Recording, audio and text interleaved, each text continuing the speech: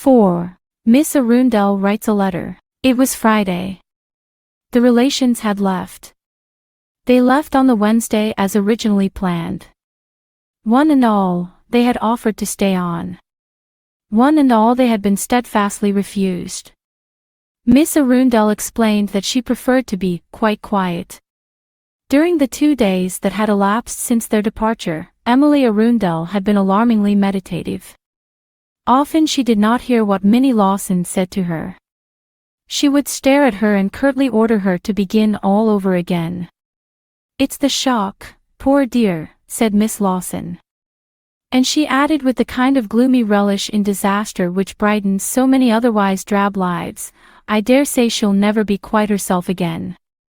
Dr. Granger, on the other hand, rallied her heartily. He told her that she'd be downstairs again by the end of the week, that it was a positive disgrace she had no bones broken, and what kind of patient was she for a struggling medical man? If all his patients were like her, he might as well take down his plate straight away. Emily Arundel replied with spirit. She and old Dr. Granger were allies of long standing. He bullied and she defied. They always got a good deal of pleasure out of each other's company. But now, after the doctor had stumped away, the old lady lay with a frown on her face, thinking, responding absent-mindedly to Minnie Lawson's well-meant fussing, and then suddenly coming back to consciousness and rending her with a vitriolic tongue. "Poor little Bobsy," twittered Miss Lawson, bending over Bob who had a rug spread on the corner of his mistress's bed. "Wouldn't little Bobsy be unhappy if he knew what he'd done to his poor missus?" Miss Arundel snapped, "Don't be idiotic, Minnie. And where's your English sense of justice? Don't you know that everyone in this country is accounted innocent until he or she is proved guilty?" "Oh, but we do know," Emily snapped. "We don't know anything at all. Do stop fidgeting, Minnie. Pulling this and pulling that. Haven't you any idea how to behave in a sick room? Go away and send Ellen to me." Meekly Miss Lawson crept away. Emily Arundel looked after her with a slight feeling of self-reproach. Maddening as Minnie was, she did her best. Then the frown settled down again on her face. She was desperately unhappy. She had all a vigorous, strong-minded old lady's dislike of inaction in any given situation. But in this particular situation she could not decide upon her line of action. There were moments when she distrusted her own faculties, her own memory of events. And there was no one, absolutely no one in whom she could confide.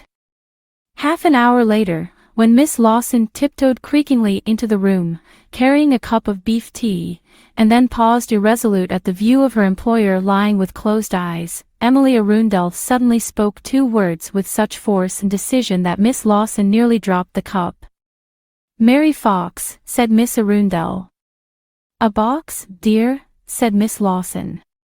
"Did you say you wanted a box? You're getting deaf, Minnie."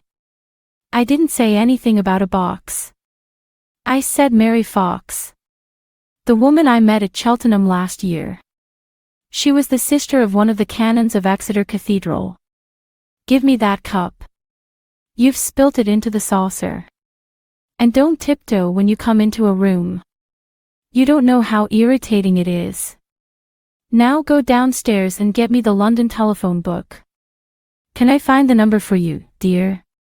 Or the address? If I'd wanted you to do that I'd have told you so. Do what I tell you. Bring it here, and put my writing things by the bed." Miss Lawson obeyed orders. As she was going out of the room after having done everything required of her, Emily Arundel said unexpectedly, "You're a good, faithful creature, Minnie. Don't mind my bark. It's a good deal worse than my bite. You're very patient and good to me." Miss Lawson went out of the room with her face pink and incoherent words burbling from her lips. Sitting up in bed, Miss Arundel wrote a letter. She wrote it slowly and carefully, with numerous pauses for thought and copious underlining. She crossed and recrossed the page, for she had been brought up in a school that was taught never to waste notepaper. Finally, with a sigh of satisfaction, she signed her name and put it into an envelope. She wrote a name upon the envelope. Then she took a fresh sheet of paper. This time she made a rough draft, and after having reread it and made certain alterations and erasures, she wrote out a fair copy. She read the whole thing through very carefully, then satisfied that she had expressed her meaning, she enclosed it in an envelope and addressed it to William Purvis, Esq., Messrs. Purvis, Charlesworth and Purvis, Solicitors, Harchester. She took up the first envelope again, which was addressed to M. Hercule Poirot, and opened the telephone directory. Having found the address, she added it. A tap sounded at the door. Miss Arundel hastily thrust the letter she had just finished addressing, the letter to Hercule Poirot, inside the flap of her writing case. She had no intention of rousing Minnie's curiosity.